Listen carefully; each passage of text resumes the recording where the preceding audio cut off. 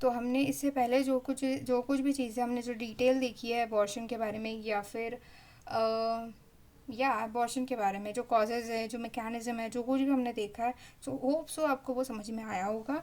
सो आज हमने देखना है कि अबॉर्शन का second type, that is a inevitable abortion. पर मैं आपको उससे पहले पूरा एक बार रिवाइज करा दूँ। अबॉर्शन को हमने दो इसमें डिवाइड किया, that is spontaneous and induce. Induce abortion जो है उसको दो इसमें डिवाइड किया है, लीगल एंड इलीगल। ठीक है, इलीगल तरीके से एंड इलीगल तरीके से।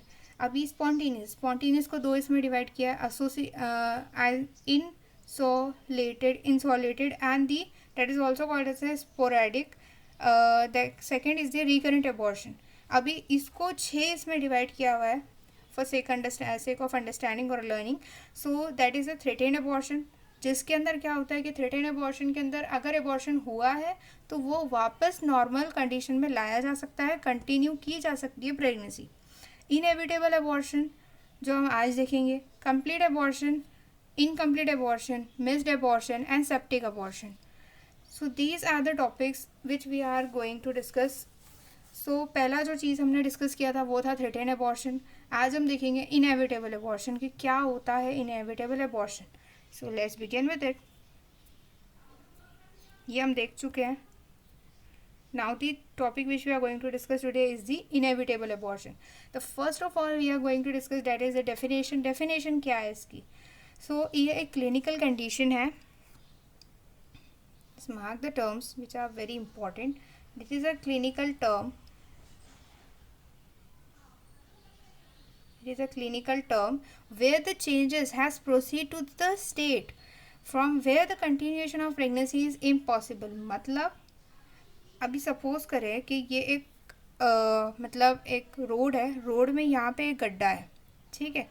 इस गड्ढे में यहाँ से एक गाड़ी जा रही है, कंटिन्यूएशन में ये गाड़ी जा रही है, लेकिन अभी यहाँ पे जाने के बाद में इसको पता नहीं था कि यहाँ पे गड्ढा है करके, और ये गड्ढे में गिर गया। यहाँ जाने के बाद में एक्सीडेंट हो गया and he dead. So when he die he can't be, मतलब ये जो बंदा मरा है ये वापस तो नहीं ला सकते ना। तो अगर थ्रेटेन अबॉर्शन का क्या मतलब था कि ये एक्सीडेंट होने से पहले ही हमने यहाँ से, हमको पता चल गया और हमने यहाँ से यू टर्न ले लिया, ठीक है। पर इनएविटेबल अबॉर्शन का मतलब क्या है कि वो इतनी स्पीड से गया कि वो डायरेक्ट इस गड्ढे में गिरा और उसकी डेथ हो गई। So this is inevitable abortion, मतलब हमको पता ही नहीं था और हमने डायरेक्ट जाके वहाँ पे डेथ हो गई, ठीक है। That is impossible to recover. Impossible मतलब हम वो प्रेगनेंसी वापस कंटिन्यू कर ही नहीं सकते। होप सो आपको ये एग्जाम्पल समझ में आया होगा। Now the clinical feature. अभी वो पेशेंट के क्लिनिकल फीचर्स क्या होंगे? The patient have the features of threaten abortion. उसके अंदर थ्रेटेन अबॉर्शन के फीचर्स रहेंगे। Now the symptoms are the increased vaginal bleeding. यहाँ पे वेजाइनल ब्लीडिंग जो है वो बढ़ी हुई रहेगी। उसके बाद में aggravation of pain, aggravated pain of lower abdomen. यहाँ पे जो पेन है ये बढ़ा हुआ रहेगा। यहाँ पे मतलब वेजाइनल ब्लीडिंग जो है ये बढ़ी हुई रहेगी। पेन जो है वो भी बढ़ा हुआ रहेगा। कहाँ का? Lower abdominal pen, which may be colicky in nature. वो कोलिकी इन नेचर होगा। Now the general condition of a patient is proportional with the less blood. अब उसका ब्लड इतना ज़्यादा लॉस हो चुका है तो वो उसकी कंडीशन जो है वो एकदम ऐसी डेलिबरेटेड रहेगी, मतलब बहुत ज़्यादा डेबिलेटेड रहेगी। Now the signs are the dilated internal os of the cervix. अभी जो इंटरनल ऑस है वो क्या रहेगा? डायलेटेड रहेगा। ये जो इंटरनल ऑस है ये बड़ा हुआ रहेगा। Suppose this is an internal ऑस, तो ये क्या है? ये डायलेट हुआ है, ठीक है। इसके बाद में through which the product of conception are felt. अभी यहाँ से ही प्रोडक्ट ऑफ कंसेप्शन, ये जो गोल गोल प्रोडक्ट ऑफ कंसेप्शन है ये इससे थ्रू बाहर आया। In second trimester it may start with the rupture of membranes और इंटरमिटेंट लोअर एब्डोमिनल पेन। अभी अगर ये जो इनएविटेबल अबॉर्शन है अगर ये सेकेंड ट्राइमेस्टर का, तो इस पर दो चीज़ें दिखेंगी हमको। Start with the rupture of membrane, मतलब यहाँ पे हमको पहले मेम्ब्रेन्स रप्चर होती हुई नजर आएगी। Second is the intermittent lower abdominal pen. यहाँ पे थोड़ा सा हमको एब्डोमिनल पेन, मतलब इंटरमिटेंट लोअर एब्डोमिनल पेन भी रहेगा। मैनेजमेंट हमको उसको मैनेज कैसे करेंगे? Now the management is first I should okay ना। अभी हम इसका मैनेजमेंट कैसे करेंगे। मैनेजमेंट के अंदर दो चीज़ें। पहली चीज़ है मैनेजमेंट में जनरल मैनेजमेंट।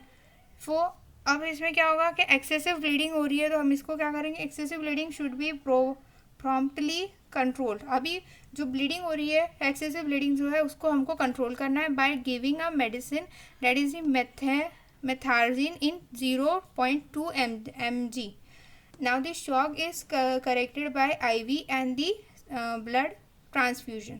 हमको ये पैथोलॉजी में पढ़ाया गया था कि अगर ज़्यादा से ज़्यादा ब्लड लॉस हो रहा है तो ब्लड लॉस की वजह से शॉक हो सकता है। शॉक की वजह से मतलब अगर वो ब्लड ब्रेन तक नहीं पहुंचा तो फिर डेथ हो सकती है। सो हमको अगर ये शॉक को रिकवर करना है तो इसको हम कैसे करेंगे, आईवी देके और दूसरा आईवी फ्लूइड्स देके और दूसरा ट्रांसफ्यूजन ऑफ ब्लड। मतलब वो बंदे का ब्लड देखेंगे क्या है क्या नहीं है, मतलब जो भी है उसका ब्लड ग्रुप उसी तरह से हम उसको उतना ब्लड ट्रांसफ्यूज करेंगे। Now the active treatment. अभी इसका ट्रीटमेंट कैसे करेंगे, अगर वो 12 वीक के पहले का है या 12 वीक के बाद का है। पहले तो 12 वीक के पहले का अगर वो है तो डायलेटेशन एंड क्यूरेटास करें, डायलेटेशन एंड इवैक्यूएशन करेंगे followed by curettage of the uterine cavity by blunt curette around GA. Second is the alternative suction evacuation by curettage is also done. ठीक है, यहाँ पे डायलेटेशन एंड इवैक्यूएशन करेंगे followed by curettage of the uterine cavity.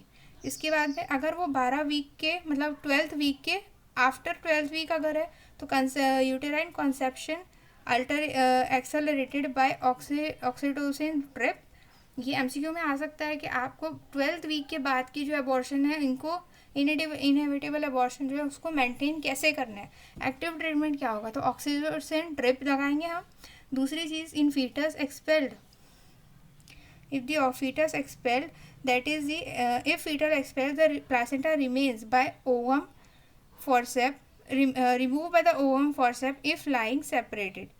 ठीक है, यहाँ पे हम क्या करेंगे, फीटस को पहले निकाल लेंगे, expelled out, foetus is expelled out, then the placenta को कैसे निकालेंगे, ओवम फॉरसेप से निकालेंगे इफ लाइंग सेपरेटेड।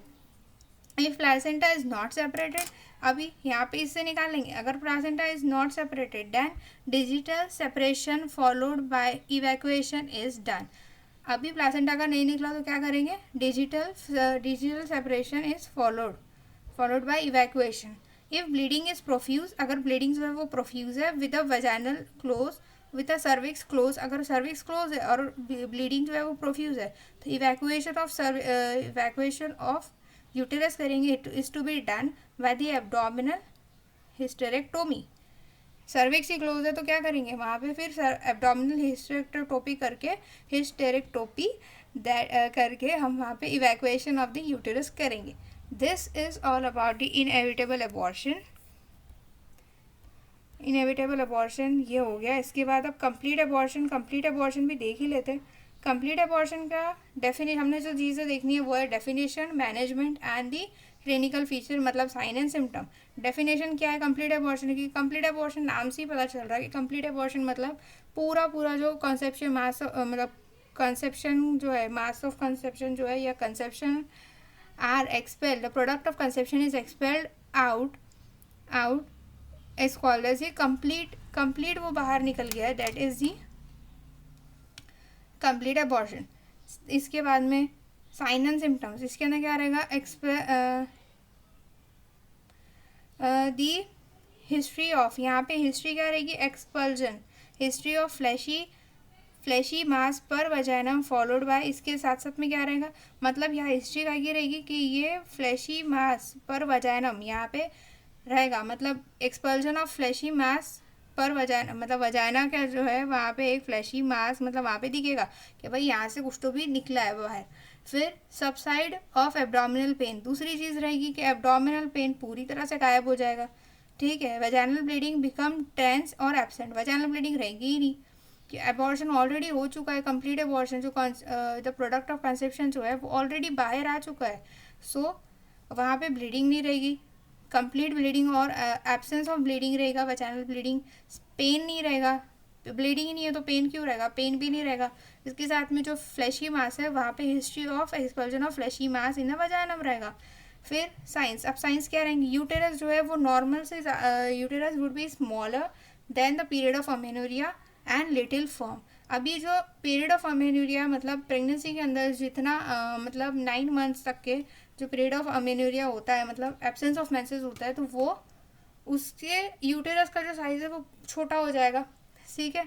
सर्वाइकल ऑस जो है वो क्लोज रहेगा, ब्लीडिंग स्टेंस मतलब एब्सेंट रहेगी, examination of fleshy mass is to be found intact. अभी जो मास है वो पूरा का पूरा बाहर आया है तो अंदर तो कुछ रहने की मतलब चांसेस है नहीं, सो वो उसका जब हम एग्जामिनेशन करेंगे तो हमको पूरा का पूरा इंटैक्ट नज़र आएगा।